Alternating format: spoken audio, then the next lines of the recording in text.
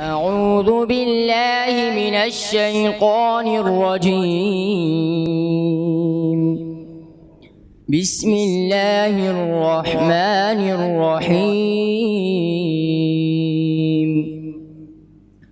مثل الذين ينفقون أموالهم في سبيل الله كمثل حبة أنبتت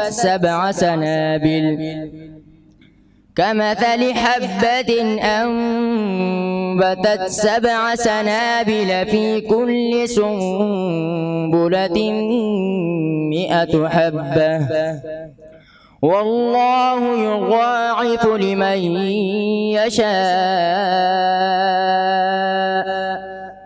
والله واسع عليم.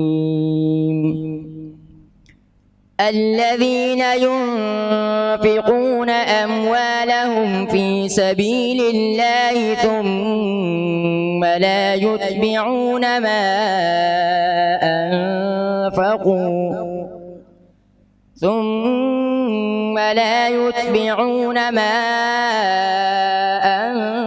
أنفقوا منا ولا أذى لهم أجرهم عند ربهم ولا خوف عليهم ولا هم يحزنون.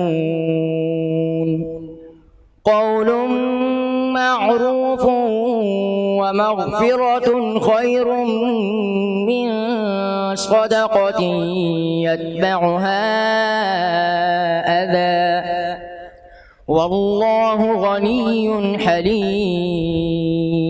صدق الله العظيم.